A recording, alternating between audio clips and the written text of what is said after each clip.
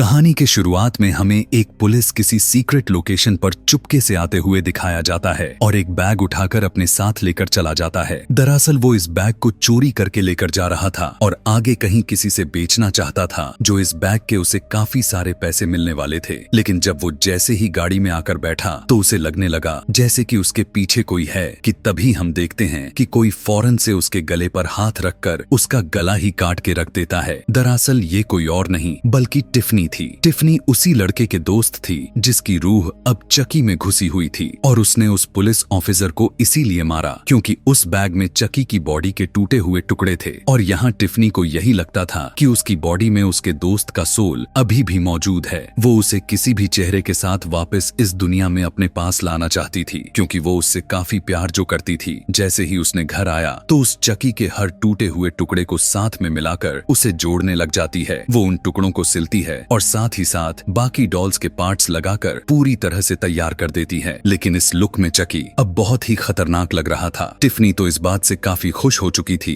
कि उसने तो चकी को ठीक कर दिया था। इसके बाद वो उसे एक स्टार सर्कल में लेटाकर अजीब तरीके से रिचुअल करना शुरू कर देती है कि शायद इसमें वो सोल वापस आ जाए और ये उठ खड़ा हो जाए। लेकिन ऐसा करने के बाद भी अभी उसमें कोई भी मूवमेंट नहीं होती और फिर कुछ टाइम के बाद टिफनी का एक और दोस्त वहां पर आ जाता है और टिफनी जब वापस मुड़कर देखती है तो चकी अपने जगह पर नहीं था। उसे पता चल चुका था कि चकी अब वापस आ चुका है, वो जीवित हो चुका है। यहाँ पर वो अब अपने दूसरे दोस्त को बांध देती है ताकि वो कुछ भी करने लायक ही ना रहे और अब उसके सामने चकी आ जाता है। ठीक उसी टाइम पर टिफनी के दोस्त के मुंह पर पिलो रखकर उसे दबाते हुए उसकी सांसें ही रोक देता है जिससे उसकी वहीं पर मौत हो जाती है। अब टिफनी चकी को जिंदा देखकर काफी खुश होती है क्योंकि चकी के अंदर उसी दोस्त की रूह थी जिससे टिफनी शादी करना चाहती थी। यहाँ वो चकी से बातें करने लग जाती है और उसे एक वेडिंग रिंग दिखाकर पूछती है कि क्या तुम्हें याद है इसके बारे में, ये तुम्हारे बॉडी के पास से मिली हुई थी। यानी जिस वक्त उसके दोस्त की डेथ हुई थी तो वहीं से उसे यह वेडिंग रिंग मिली हुई थी। तो यह सुनकर उसके दोस्त की सोल जो चकी के अंदर थी अब वो जोर जोर से हंसने लग जाती है, कहने लगा कि मैं तो तुमसे कभी शादी करने ही नहीं वाला था। उसकी ऐसी बात सुनकर टिफनी का दिल ही टूट जाता है। उसे गुस्से में कुछ भी समझ नहीं आता कि अब क्या करना चाहिए। तो वो अपना गुस्सा ठंडा करने के लिए चकी को एक केज में बंद कर देती है। सीन शिफ्ट होकर हमें एक लड़का दिखाया गया जो कि एक लड़की जेड को पार्टी के लिए पीक करने के लिए आया हुआ था। उसके साथ जेसी भी था। लेकिन सच्चाई का किस्सा तो यहाँ यह चल रहा था कि असल में जेड जेसी को पसंद करती थी। सभी अभी यहाँ से निकल ही रहे थे कि रास्ते में इन्हें जेड का अंकल इन सभी को रोक लेता है और जेड से कहने लगा कि मैंने तुम्हें मना किया था ना इसके साथ जाने से। यह कहने के बाद जेड को वो अपने साथ घर लेकर चले जाता है। अब दूसरी तरफ जेसी काफी परेशान हो चुका था तो उसका दोस्त उसे सलाह देते हुए कहने लगा कि तुम दोनों भागकर शादी कर लो क्योंकि वो भी तो तुम्हें पसंद करती है और तुम भी तो करते हो, तो इसमें बुरी बात क्या है। और फिर हमें यहाँ पर यह भी पता चलता है कि जेसी टिफनी का नेबर था, यानी उसका पड़ोसी था। फिर हमें चकी दिखाया जाता है कि टिफनी चकी को केज में अकेला देखकर उसके लिए एक ब्राइड यानी एक फीमेल डॉल लेकर आती है और उसके केज में रख देती है। कुछ टाइम के बाद वो नहाते हुए टीवी देखने लग जाती है। लेकिन उसी दौरान हमें चकी दिखाया गया जो कि उस ब्राइड डॉल के गले से रिंग निकालकर केज को काटते हुए बाहर निकल जाता है। उसे अब काफी गुस्सा आ जाता है कि टिफनी ने उसे केज में बंद किया और इसी बात का बदला लेने के लिए वो टिफनी के वॉशरूम में जाने लगा। जब उसने देखा कि टिफनी पानी में है तो इस चीज का फायदा उठाते हुए उसके सामने का टीवी उतारकर उसके बाथटब में फेंक देता है।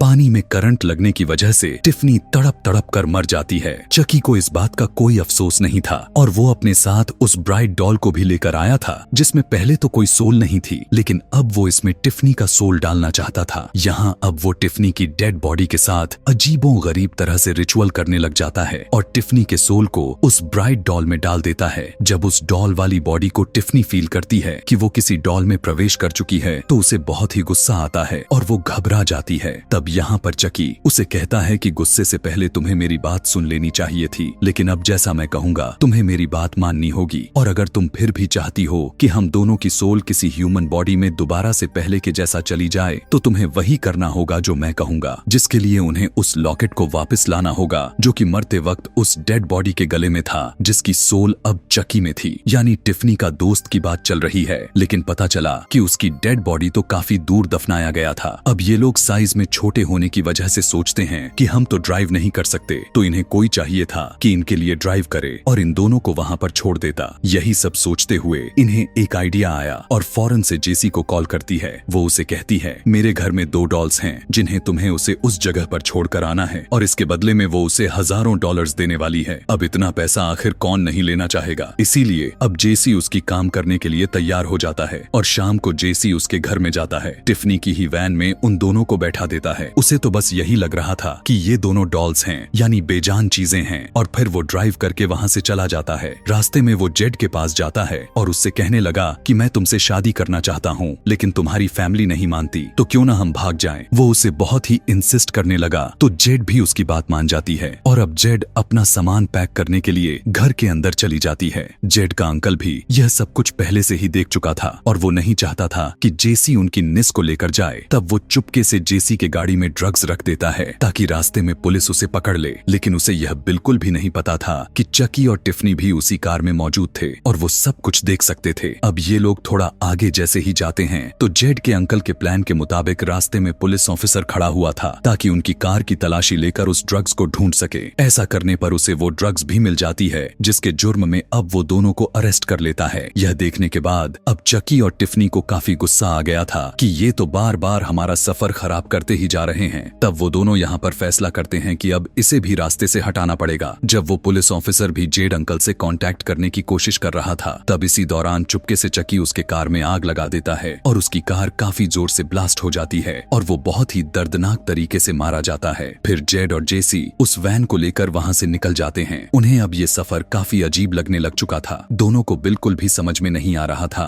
कि उनके साथ आखिर चल क्या रहा है। यहाँ दोनों एक दूसरे को ब्लेम कर रहे थे कि यह सब तुम्हारी वजह से हुआ है। खैर, फिर हमें दिखाया जाता है कि वो एक चर्च में जाते हैं और फाइनली शादी कर लेते हैं। वहाँ कार में टिफनी और चकी दोनों गाना सुन रहे थे। यहाँ टिफनी को भी वो दिन याद आने लग जाता है कि कैसे वो उससे शादी करना चाहती थी। अब जेड और जेसी एक होटल में रुकते हैं। थोड़ी ही देर के बाद वहाँ पर एक कपल उनके रूम में आकर जेसी का पर्स चुरा लेते हैं, लेकिन उसे ऐसा करते हुए टिफनी ने देख लिया था और जब वो दोनों अपने रूम में चले जाते हैं तो टिफनी वहाँ पर जाती है और ठीक उसके ऊपर छत पर लगा हुआ शीशा तोड़ देती है। उस शीशा का टुकड़ा उनके ऊपर इतनी जोर से गिरा कि जिससे उनकी वहीं पर मौत हो जाती है। यहाँ पर चकी भी था और देखता है कि टिफनी ने इन्हें काफी ब्रूटल तरीके से मारा, तो वो उससे इम्प्रेस हो जाता है और यहाँ पर वो कहता है कि अब तुम मेरी वाइफ होने के लायक हो।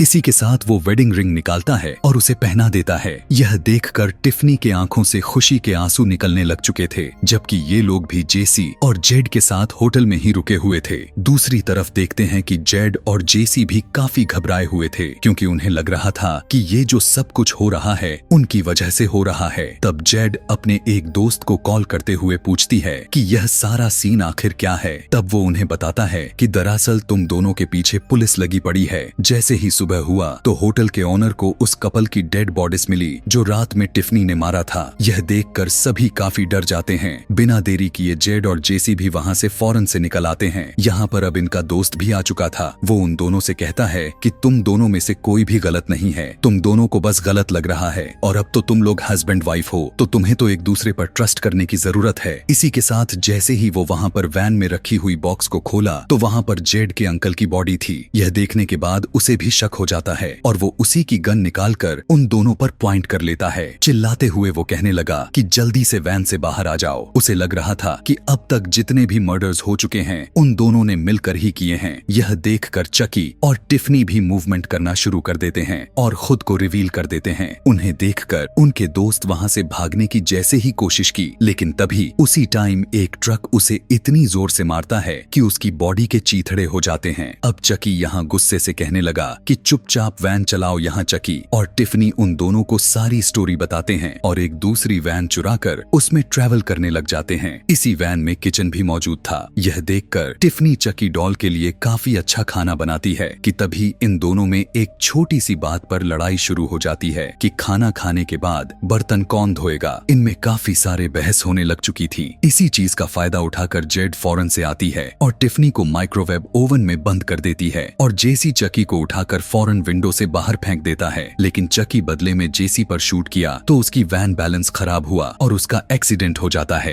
लेकिन लकीली वो बच गया था। वहाँ अंदर माइक्रोवेव से जली हुई टिफनी भी बाहर आ चुकी थी और वो बदला लेने के लिए जेड पर अटैक कर देती है, लेकिन जेसी फौरन से जेड को लेकर बाहर आ जाता है। उन दोनों के बाहर निकलते ही उस वैन में जोर से धमाका होता है, लेकिन गन पॉइंट पर लेते हुए जेड को कब्रिस्तान आ जाता है। चकी को यहाँ पर उसे एक लॉकेट चाहिए था जो कि उस कब्र में उसी इंसान के डेड बॉडी के साथ ही दफन था। दूसरी तरफ जेसी भी टिफनी को उठाए वहाँ पर पहुँच जाता है। वो उसे चकी को देता है, लेकिन चकी कहता है कि मुझे इसकी कोई जरूरत नहीं है। इसी के साथ वो जेड पर भी एक नाइफ से अटैक करता है, लेकिन वो नाइफ जेसी को लग जाती है और फिर वो उन दोनों को बांध देता है। अब क्योंकि चकी को उसकी लॉकेट मिल चुकी थी, इसीलिए अब वो अपने सोल को ट्रांसफर करने के लिए रिचुअल करना शुरू कर देता है। लेकिन जब टिफनी यह देखती है कि जेड और जेसी में इतना प्यार है तो वो बिल्कुल बदल जाती है और अब वो उन्हें मारना या एक दूसरे से अलग करना नहीं चाहती थी। और अब वो चकी के पास जाकर उसे पीछे से एक नाइफ से स्टैब कर देती है। वो उससे कहने लगी कि अब हम जीकर आखिर क्या करेंगे, हमें जीने का वैसे भी कोई हक नहीं है। इसी के साथ उन दोनों में काफी तगड़े फाइट शुरू हो जाती है। यहाँ पर चकी टिफनी को नाइफ मारते हुए उस बेचारी को खत्म कर देता है, यानी उसकी मौत हो जाती है। लेकिन तभी किसी तरह खुद को छुड़ाकर जेसी काफी जोर से चकी को हिट करता है, जो सीधा जाकर उसी कब्र में गिरा जहाँ उसकी पहले से ही ह्यूमन बॉडी पड़ी थी। यहाँ पर एक पुलिस ऑफिसर भी आता है और वो लोग चकी पर काफी शूट करते हैं। चकी मरने से पहले कहता है कि मैं वापस जरूर आऊंगा। पुलिस ऑफिसर जेड और जेसी से कहते हैं कि तुम लोग अब घर जा सकते हो क्योंकि तुम दोनों अभी बच्चे हो, इसीलिए यहाँ रुकना ठीक नहीं है। लेकिन जब वो टिफनी के पास गए तो उसने देखा कि वहाँ पर तो टिफनी का बेबी पड़ा है। वो बच्चा दिखने में काफी खौफनाक लग रहा था, जो फौरन से वो बच्चा उस पुलिस ऑफिसर पर अटैक करके उसकी जाने ही ले लेता है। और इसी के साथ यह कहानी यहीं पर खत्म हो जाती है। ऐसे ही और भी मूवी एक्सप्लेनेशन वीडियोस देखने के लिए चैनल को सब्सक्राइब करना बिल्कुल भी ना भूलें। Thanks for watching.